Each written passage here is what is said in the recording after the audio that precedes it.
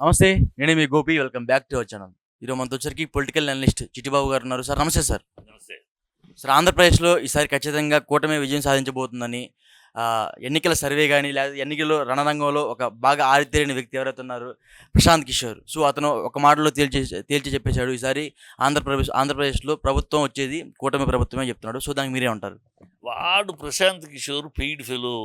వాడేదో నిష్ణాతుడని కామెంట్‌లో చెప్తాను. నిష్ణాతుడు వాడు గత ఎన్నికల్లో అది గుజరాత్‌లో వాడి నిర్ణయం ఏమైంది, బీహార్‌లో వాడి నిర్ణయం ఏమైంది, వాడి అన్నీ ఉన్నాయి. టెంపరరీగా ఇది గెలిచే చోటకెళ్ళిపోయి వీడు ఇస్తాడు. తమిళనాడులో డెఫినెట్‌గా ఊరందరూ చిన్నపిల్లాడి నుంచి ఎవరిని కదిలించా తమిళనాడులో స్టాలిన్ గెలుస్తాడని తెలుసు. ఎందుకంటే అపోజిషన్ లేదు, జయలలిత చచ్చిపోయింది, ఆ పార్టీ చచ్చిపోయింది. వీడు పెద్ద ప్రణాళికలాగా గెలుస్తుంది. నేను చెప్పాను గెలిచింది అంటాడు. మొన్న జగన్ గెలిచినప్పుడు కూడా జగన్ గెలుస్తాడని అందరికీ తెలుసు. ఎందుకంటే చంద్రబాబు మొత్తం డీమారల్ అయిపోయాడు. 2019లో చంద్రబాబు అనేవాడు పనికిరాని అబద్ధాల కోరు, అన్ని దరిద్రం తెలిసిపోయింది. బీజేపీ తోటి వాడుకుని గొడవ పెట్టుకున్నాడు. అతను మిస్ఫైర్. సో ఈ ఆల్టర్నేటివ్ లేరు. జగన్ వస్తాడు. దానికి వీడేదో పెద్ద స్ట్రాటజీ చేసినట్టు వీడు ఒక బోగస్ ఫెలవాడు. వాడు అందుకని బోగస్ ఫెలవాడిని నితీష్ కుమార్ కూడా పక్కకు పంపించేశాడు. ఉన్న ఆ సందర్భాన్ని బట్టి అవకాశాన్ని నేనే అంటాం. ఎవరికో చెప్పడం వాడు చెప్పే సొల్లు కబుర్లకి ఏముందిలే కానీ. అలాంటి సొల్లు కబుర్లు లాస్ట్ టైం వైసీపీ పార్టీ వాడుకుంది కదా అతన్ని. అతన్నే వాడుకోవాలి. ఆ సంస్థను వాడుకుంది. సంస్థ వాడు ఒక్కడు కాదు. అసలు ఇప్పుడు ఆ సంస్థ పనిచేస్తుంది కూడా. ఇప్పుడు కూడా వీడు ఆ సంస్థకి ఉండేవాడు వెళ్ళిపోయాడు. వాడు ఒక్కడు మేధావితనం కాదు. అక్కడ ఆ సంస్థ చేసే పని ఏంటంటే మొత్తం డేటా రెడీ చేస్తుంది. డేటా రెడీ చేస్తే ఈ డేటాలో ఎవరున్నారు, ఎవరికి ఏం చేయాలి, ఎవరు ఏ నిస్పృహతో ఉన్నారు అది క్లియర్ చేస్తే దాని ప్రకారం ఆ పార్టీ, ఆ ప్రభుత్వం కానీ, ఆ పార్టీ కానీ దాని ప్రకారం ముందస్తు జాగ్రత్తగా సో వీళ్ళు నిస్పృహలో ఉన్నారు ఈ వర్గానికి మనం ఏం చేయాలి అని ఆలోచించుకోవడానికి చేస్తారు. అది డేటా. ఆ డేటా ప్రకారం గతంలో జరిగింది, ఇప్పుడు జరిగింది. అప్పుడు ఆయన దగ్గరుండి వ్యవహరించాడు కాబట్టి మీ పార్టీ వైసీపీ పార్టీ గెలిచింది. 150 మంది అమ్మ వాడి దగ్గర ఉండేది. వాడు ఒక సంస్థకి హెడ్ అంతే. వాడు 150 మంది పనిచేశారు. వీడు ఒక్కడే పీకినట్టు చెప్తే ఎట్లా? వీడు అది ఎవడైనా ఆ 150 మంది పెట్టుకుని నువ్వు కూడా కూర్చొని చేయొచ్చు, నేను కూడా కూర్చో. ఆ 150 మంది మెయిన్. ఆ డేటా క్రియేట్ చేసి గ్రౌండ్ రియాలిటీలో గ్రౌండ్లోకి వెళ్ళి ఇది పల్స్ కలెక్ట్ చేసుకొచ్చేవాళ్ళు మెయిన్. వాళ్ళని బట్టి ఇక్కడ నేను డేటా వేసుకుంటా. సో ఈ పల్స్ ఇట్లా ఉంది, ఈ పల్స్ ఉంటుంది. దీన్ని బట్టి అక్కడ ఎవరు ఎక్కువ ఉన్నారు, ఎవరు ఏ కులం ఎక్కువ ఉన్నారు, ఏ వర్గం ఎక్కువ ఉన్నారు, ఆ వర్గానికి సంతోషంగా ఉన్న వర్గాలు అందుట్లో నిస్పృహ ఇవన్నీ నేను డేటా వేసుకుని దీన్ని అది ఫైనల్ చేసేది. అంతేకాదు అసలు వాడే అసలు రాజకీయాలు నడిపేటట్టు ఒక్కసారి వాడిని పెద్దగా పేరుంది రాజకీయ వ్యూహకర్త అని. అదే పోయినసారి కూడా ఛాలెంజ్ చేశా వాడిని.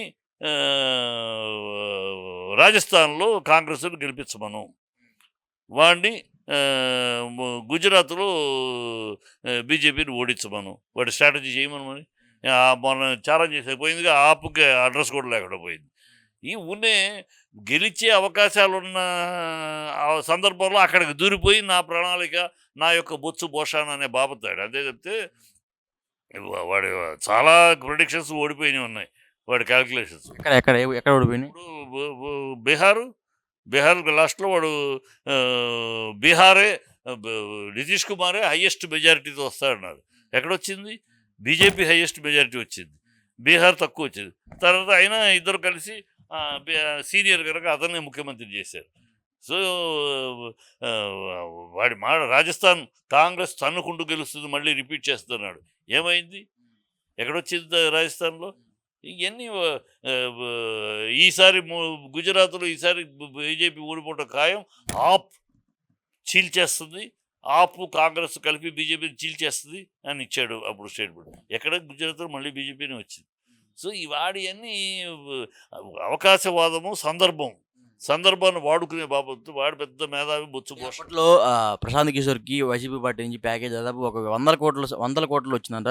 సో అప్పుడు వైసీపీ పార్టీ వాళ్ళు కొంత అమౌంట్ ఆపారంట. సో దాని మీద ఆగ్రహంతో ఇప్పుడు ఈయన బయటకు వచ్చేసారని చెప్తున్నారు. ప్యాకేజీ దేనికి ఇస్తారు? 150 మంది స్టాఫ్ ఉంటే వాళ్ళకి డబ్బులు వద్దు, వాళ్ళకి పనిచేయదు. వాళ్ళు అవుట్డోర్ వెళ్ళాలి, వాళ్ళకి వెహికల్స్ కానీ, వాళ్ళ అరేంజ్మెంట్స్ కానీ, వాళ్ళకి 150 మంది వెళ్తారు రౌండ్.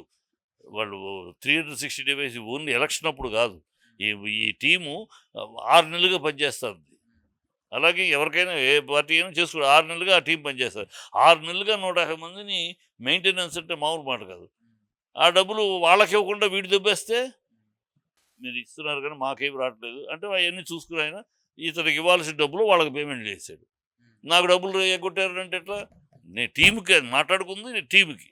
ఆ టీముని కడుపులో కొట్టేసేసి నీకు నువ్వు పెద్ద ఇచ్చేస్తే ఎట్లా? అందరూ చేస్తేనే నువ్వు. వాళ్ళెవరూ చేయకుండా నువ్వు పెద్ద పీకేది ఏం లేదు.